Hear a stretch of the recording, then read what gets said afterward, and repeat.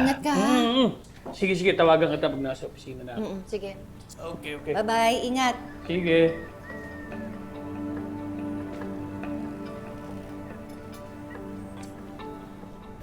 Anak!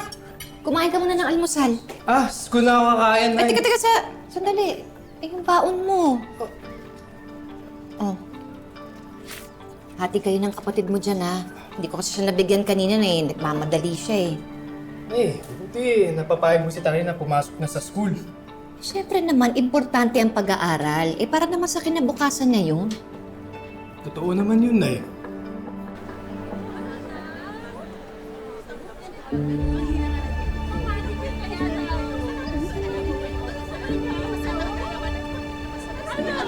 Uy, andito na pala yung scammer. Galing ka panggap eh. Kaya nga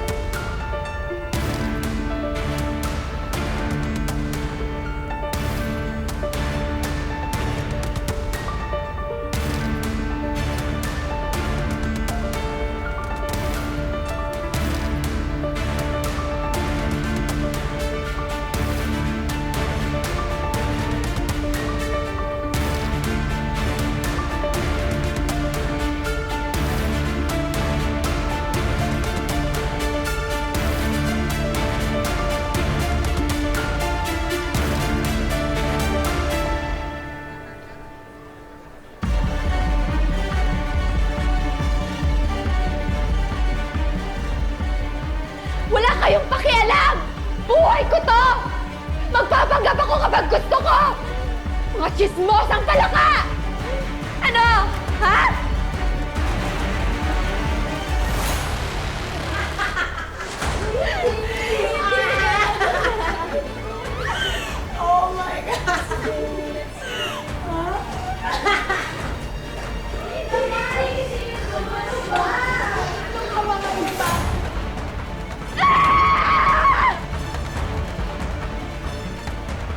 Makakaganti din ako sa'yo, Ben. Humanda ka! Naisip ko, baka kung pwede, huwag ka muna masyadong ma-involve dun sa bagong negosyo ni Madam Jacinta tsaka ng Sir Chris mo. Po? Bakit po? Wala lang. Naisip ko lang, para naman yun sa ikabubuti mo. Naisip ko na mas mabuti kung umiwas ka na lang muna sa kanya. Teka, bakit kailangan ko umiwas? Teka muna anak, bakit ba ang dami mong tanong?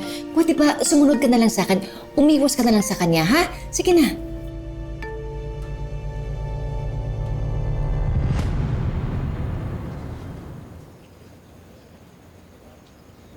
Madam, Nako, salamat Chris ha. Nag-abala ka pa. sabi po ni Tyrone, nagpapagaling daw kayo, kaya ako na po nagdala ng mga dokumento at saka konting prutas. Sana inutos mo na lang. Ay, hindi na po, kasi gusto ko rin kayo madalaw. Okay na ako.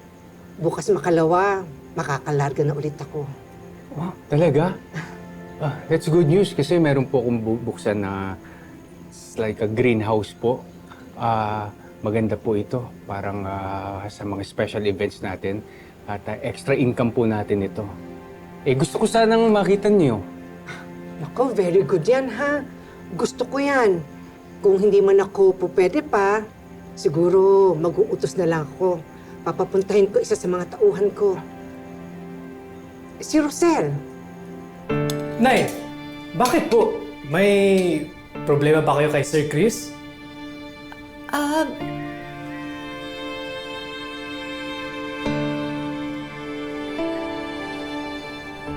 Sunod naman ako sa inyo. Kailangan ko lang malaman kung bakit. Naku anak, Sorry masyado lang akong concerned sa kalagayan mo. Dahil? Dahil, siyempre, di ba kakasabi ko lang, importante ang pag-aaral. Baka naman kasi sa sobrang busy mo na sa pag-aasikaso dun sa bagong negosyo ni Madam Jacinta, baka nang napapabayaan mo yung pag-aaral mo. Eh, Nay, gusto ko naman yung trabaho ko. Tsaka, masaya ako pag nakakausap ko si Sir Chris. Si Rosel? Oo, di ba nagkakilala na kayo? Opo. Ang totoo niyan matagal na kami magkakakilala. Talaga ba? Opo. Ang totoo po kababata ko po si Rosel sa probinsya namin sa Santa Ines. At minsan na rin siya nagtrabaho sa amin. Buhay ang tatay niyo! Yun ang hindi masabi-sabi sa inyo ng nanay niyo. Ano po bang alam niyo tungkol sa tatay ko? Ang natatandaan ko na sinabi ni Malu noon, mayaman daw yung nakabuntis sa nanay mo. Dati niyang amo. Anong issue mo? Anong problema mo? Kung inuutusan ko man din si Tyrone. Pinoprotektahan ko lang po yung anak ko. Pinoprotektahan? Saan? Kanino? Chris, magtapat ka nga sa akin. Naging kayo ba ni Rosel?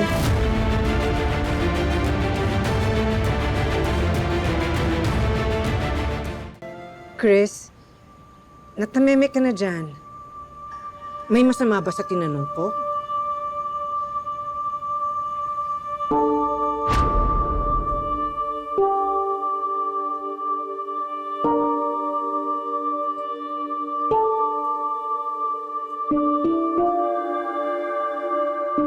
Buntis po si Rosel, sir.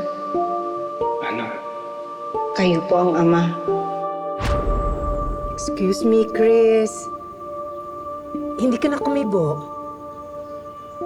Okay ka lang ba? Opo. Okay lang ako. So anong sagot? Naging kayo ba ni Rosel?